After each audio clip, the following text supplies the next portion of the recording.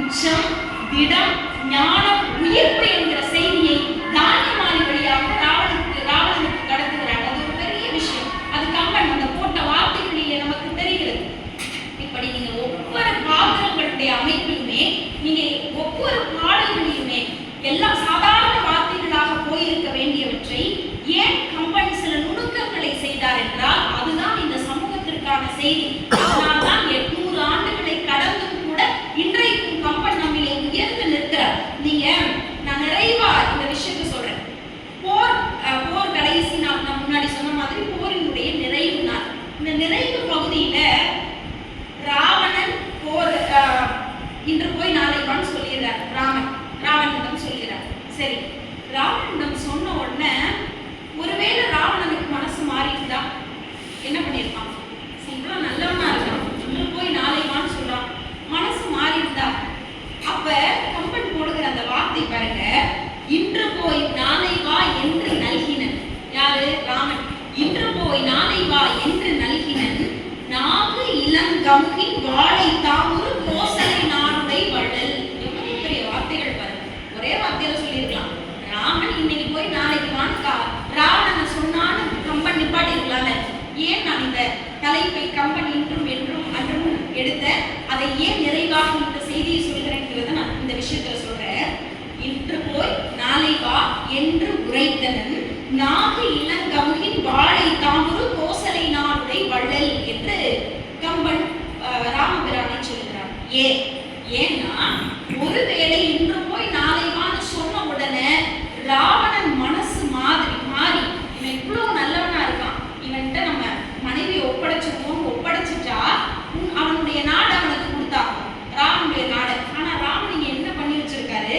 வீரனிடம் தாரை வார்த்து விட்டார். இலங்கை உனக்கு தான் தாரை வார்த்துட்டார். அதனாலதான் கம்பன் என்ன போடுறாரு? கோசலை நாடுடை வள்ளல், அந்த கடைசி வார்த்தை. ஏன் வள்ளல் என்ன பண்ணுவாரு? ராவணன் ஒருவேளை திரும்பி வந்தா கூட விபீஷணனிடம் இலங்கையை தான் கொடுத்திருக்கிறோம், அவன் மனம் மாறி வந்தால் கோசலை நாட்டை கொடுக்கின்ற வள்ளல் ராமன் என்று கம்பன் கடைசி. சரி, அது அன்று நீங்க சொன்ன நான் சொன்ன தலைப்பிலே இருக்கிற கம்பன் அன்று கோசலை நாடுடை வள்ளல் என்று கம்பன் அன்று சொன்னான். நேற்றுனா நேற்று இல்லை, கடந்த காலம். நீங்க பட்டிமன்ற மேடைகளிலே நான் மிக மிக வணங்கி மதிக்கக்கூடிய ஒரு பேராசான். பொதுவாக எந்த செய்தியை சொன்னாலும் அது யார் சொன்னாலும் சொல்றதுதான் ஒரு பேச்சாளருக்கான சரியான தகுதியும் கூட. அதனால இந்த செய்தியை சொன்னது மரியாதைக்குரிய சண்முக வடிவேல் ஐயா. அவங்க ஒரு மேடை பட்டிமன்ற ராமாயண மேடைகளிலே அதை சொன்னார். கோசலை நாடுடை வள்ளல்ங்கிறதுக்கு மேல ஒரு வார்த்தை கம்பன் போட்டிருப்பாங்க. அது என்ன வார்த்தைனா, நான் ஏன் இதை திருப்பி சொல்றேன்னா, இப்படி ஒரு பெரிய அர்த்தம் இருக்கிறது. நாகு இளங்கமுகின் வாழை தாமுறு கோசலை நாடுடை வள்ளல். இதுக்கு ஐயா அழகான ஒரு விளக்கம் சொல்லுவாரு. நாகு கமுகின் என்னன்னா, கமுகு பாக்கு மரம், வாழை தாமுறு வாழை மீன்கள் இருக்குல்ல, இந்த வாழை மீன் கோசலை நாட்டுல இருக்கிற குளங்கள்ல இருக்கிற இந்த வாழை மீன்கள் என்ன பண்ணுமா? துள்ளி குதிக்குமா சந்தோஷத்துல. ராமபிரான் ஆட்சியில எல்லாரும் சந்தோஷமா இருப்பாங்க. அப்படி துள்ளி குதிக்கிற போது இந்த துள்ளி குதிச்சு பக்கத்துல இருக்கிற பாக்கு மரத்துல போய் விழுமா. அப்படி பாக்கு மரத்தை தட்டுகிற போது அந்த கம்பு மரத்துல இருந்து பாக்கெல்லாம் குளத்துக்குள்ள கீழே கொட்டுமா. அதாவது கம்பன் 800 ஆண்டுகளுக்கு முன்னாக எதை யோசித்து சொன்னாமோ அதை நேற்று இருந்த அந்த நம்முடைய முன்னோர்கள் எப்படி சிந்திக்கிறார்கள் பாருங்கள். வாழை மீன்கள் தாவி போய் பாக்கு மரத்திலே தட்டி அந்த பாக்குகள் எல்லாம் அந்த குளங்களிலே வந்து விடுமா. அதற்கு பிறகு ஒரு மீனவன் வந்து அந்த வாழை மீன்களை எல்லாம் எடுத்துக்கொண்டு வீட்டிற்கு போகிறான். இப்ப அந்த வாழை மீன்களை சமைக்கிற போது அந்த பாக்கும் சேர்ந்தே போயிடுமா, அந்த குழம்போட சேர்ந்து போயிடுமா. 1 2 நீங்க பொதுவா நான்வெஜ் அசைவ உணவு சாப்பிட்டா எல்லாரும் என்ன பண்ணுவோம்? கண்டிப்பா வெற்றிலை பாக்கு போடுகிற பழக்கம் உண்டு. அப்படி அசைவ உணவு சாப்பிட்டால் வெற்றிலை பாக்கு வேண்டும் என்பது போல வாழை மீன்களை சாப்பிடுகிற போது இந்த பாக்கும் தாமாக போய் சேர்ந்து கொள்ளுமா அவர்களுக்கு. ஏன் அப்படின்னா, ராமபிரான் இருக்கிற நாட்டிலே, எப்படி கோசலை நாட்டிலே இருக்கிற வள்ளலான ராமபிரான் தனக்கு இல்லை என்றாலும் கூட, தனக்கு துன்பம் அளித்தவர்கள் என்றாலும் கூட, தன்னை நாடி வருபவர்களுக்கு தன்னுடைய நாட்டை கொடுப்பானோ, அந்த நாட்டில்